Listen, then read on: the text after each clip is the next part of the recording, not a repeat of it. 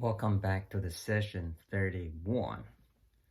In the previous 30 sessions, we already went over the first two sentences of the first paragraph, if we break that way. Like I said, the classical Chinese literature, there was no paragraph. Well, there was, but not in the same sense as the contemporary Chinese. There was no comma, full stop. Basically, you just have to break the sentence yourself. And nevertheless, for the third sentence, as I cut it or break it,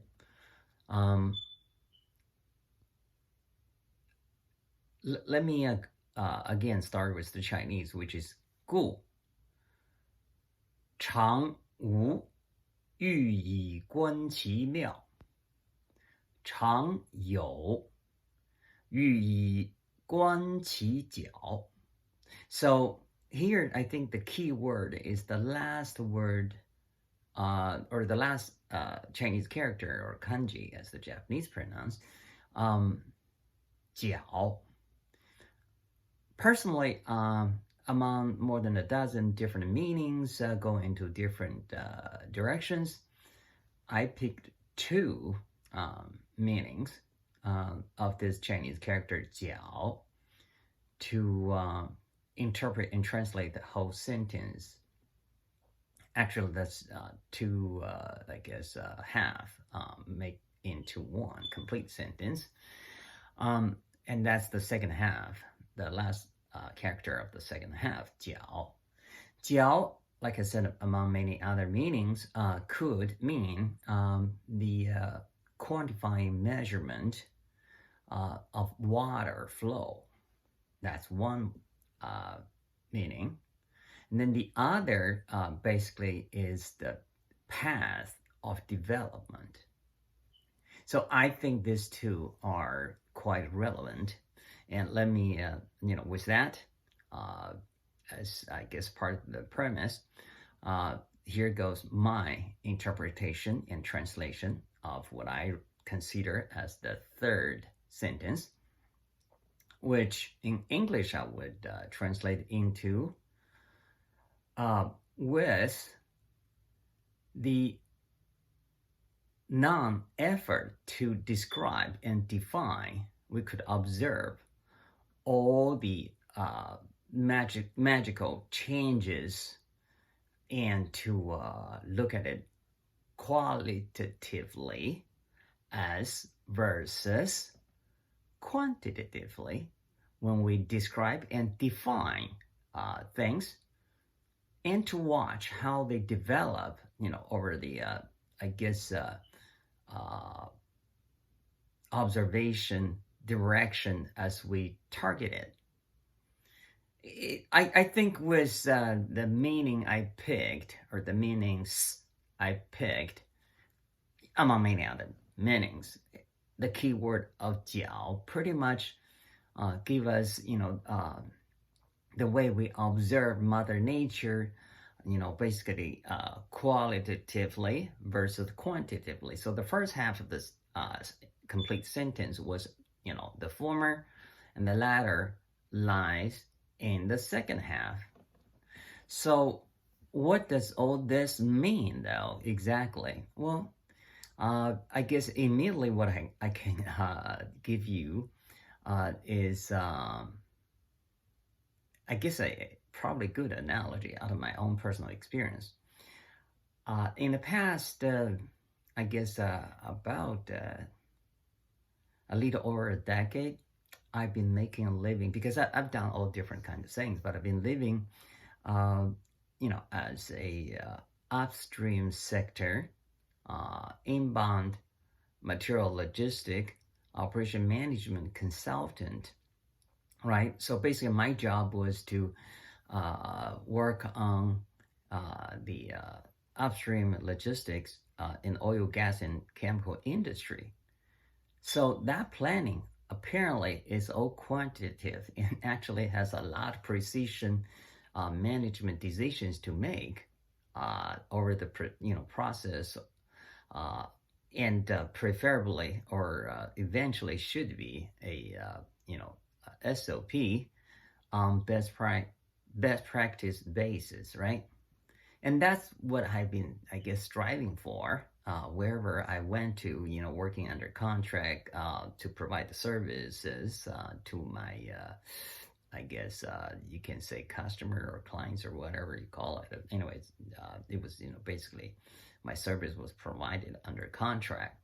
So basically, my expertise or subject matter expertise lies right there, about all this precision management, the control over the process for the risk identifying and the countermeasure for mitigation measures.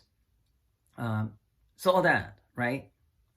And with that, in my professional background, when I visited Vietnam, where I was there for a windmill project I was working on, and I mentioned that briefly before.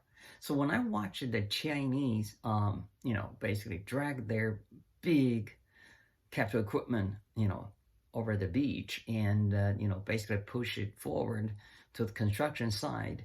And that seems to me like a random landing point on the ocean beach, where they just laid, a couple of steel plates and rolled over.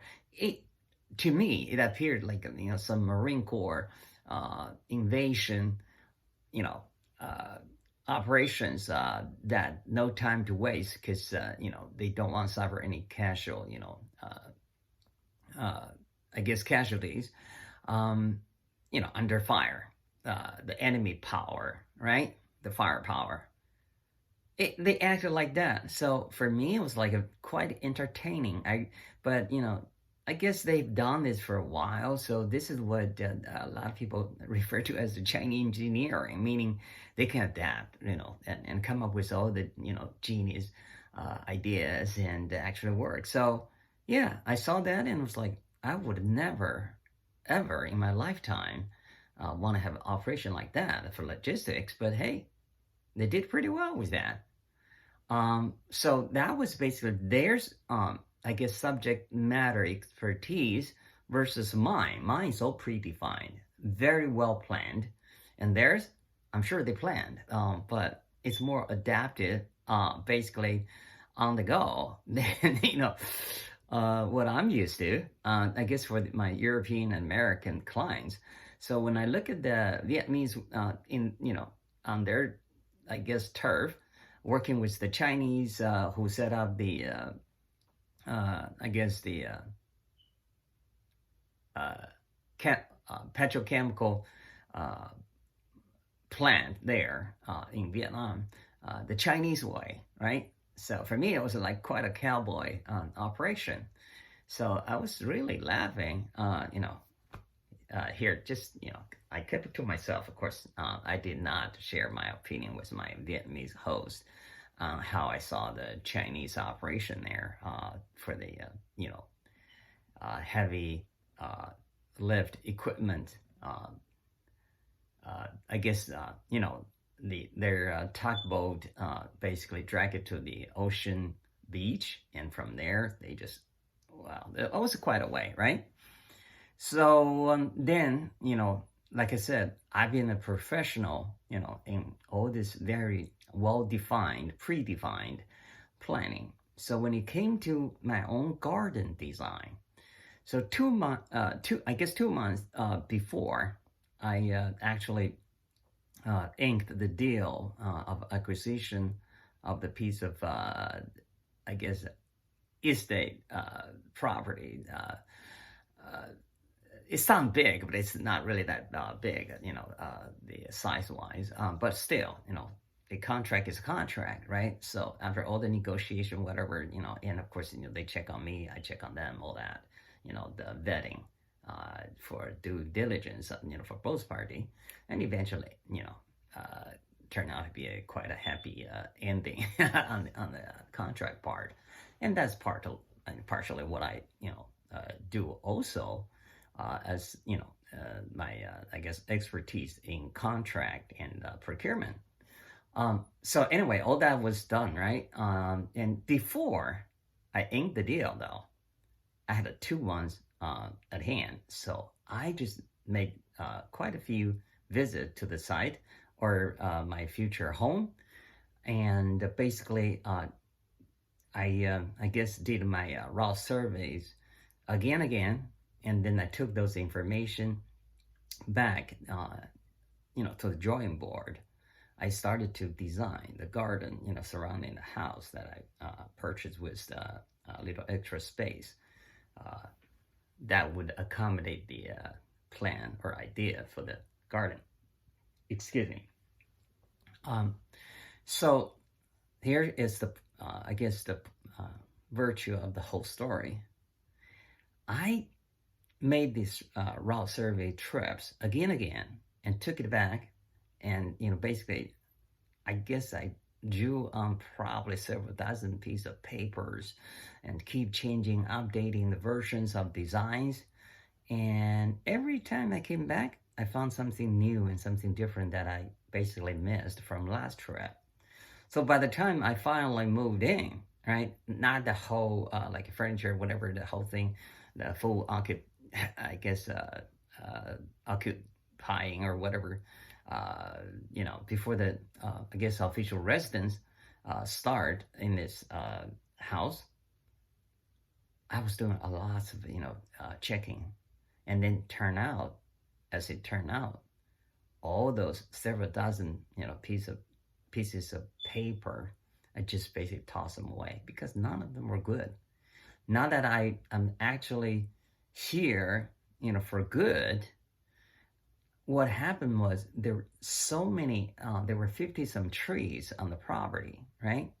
So for different reasons, I had to cut about 10 of them. Of course, being a Taoist, you don't want to cut trees. You want to, save as much as possible. Save many of them, but some of them for,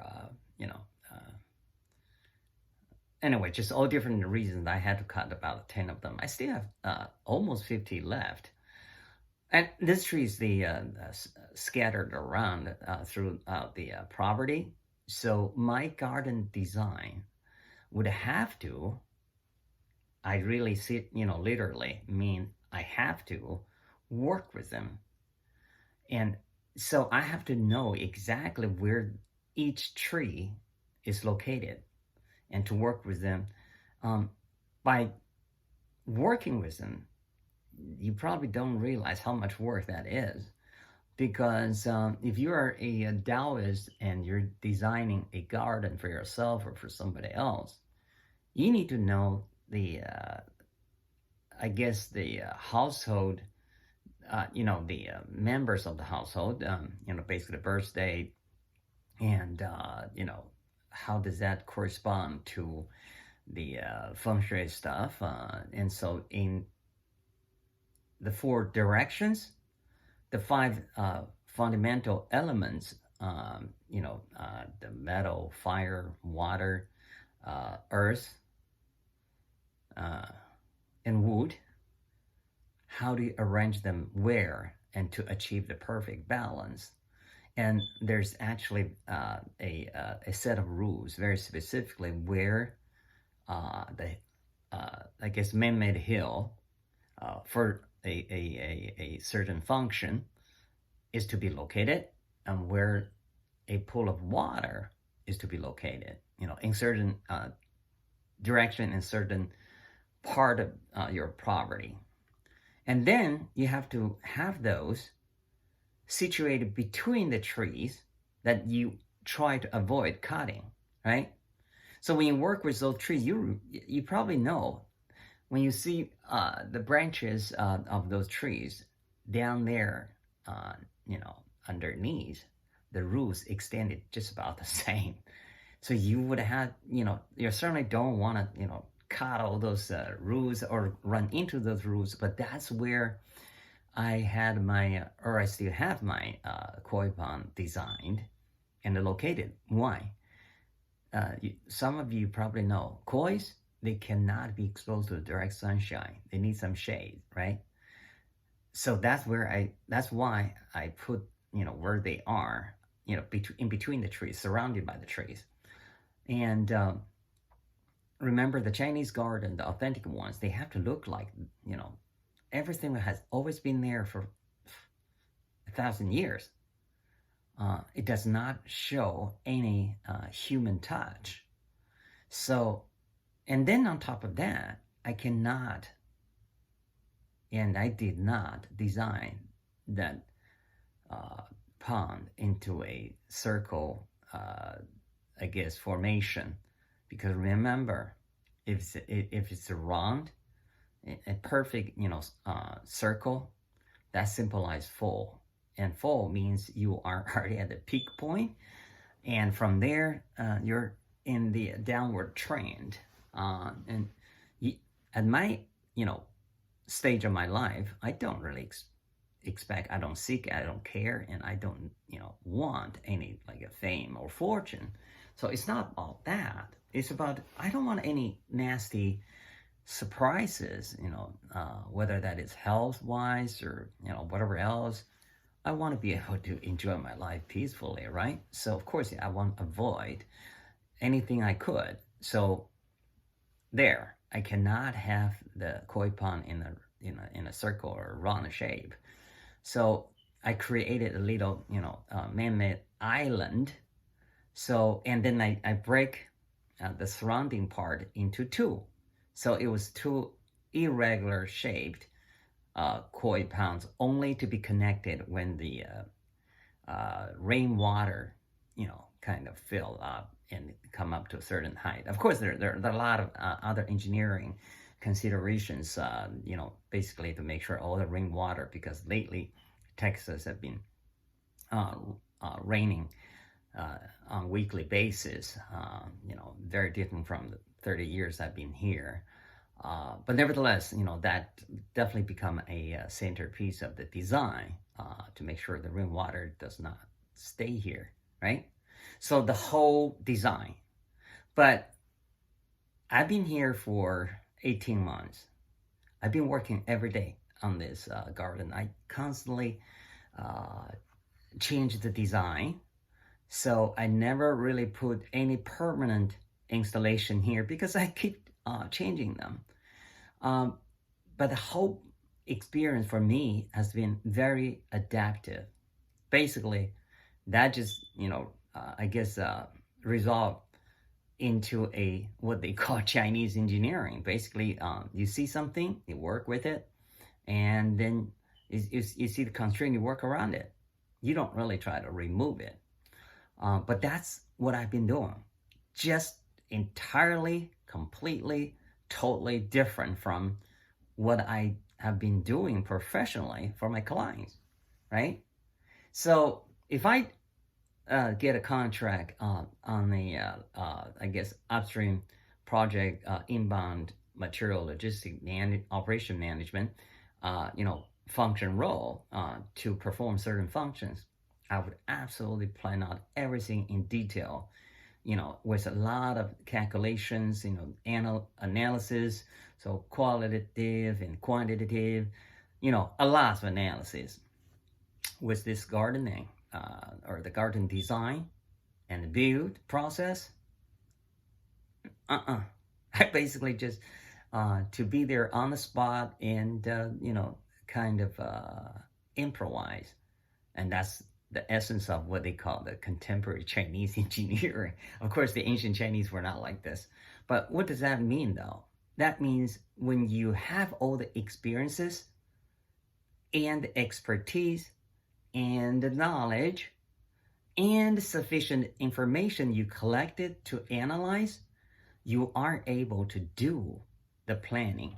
But in case of my own little garden, my own little piece of heaven, where I can enjoy my tea and have a great time outdoor.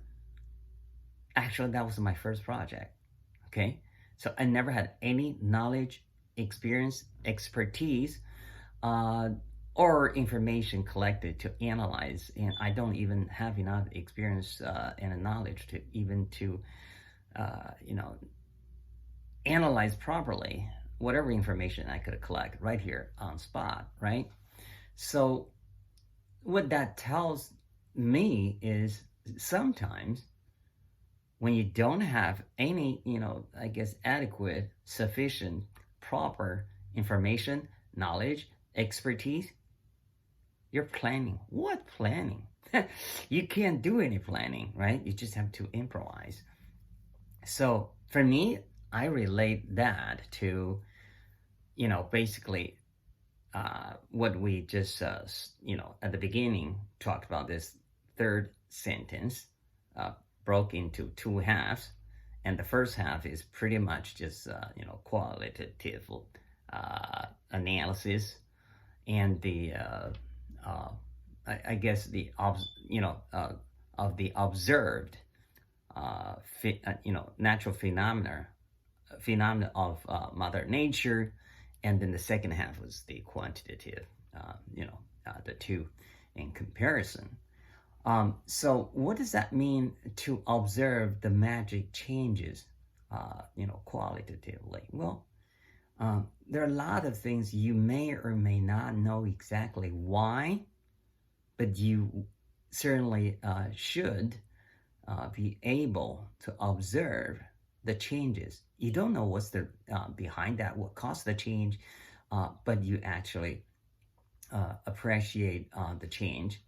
And then there are certain things, basically you observe them and you measure the change. With the quantified measurement, you actually could see, along the path of changes, where, how much, and in how long it changed, right? So this is what I guess believe how I should interpret and translate this sentence split in half, or two halves. Let's see. Well, I think I'm going to spend another 7 or 8 sessions to go over this, just to make sure we could comprehend, at least from the angle, if you share with my angle, of how to, I guess, interpret this sentence. So I will drop here for this session. So until next one, ciao.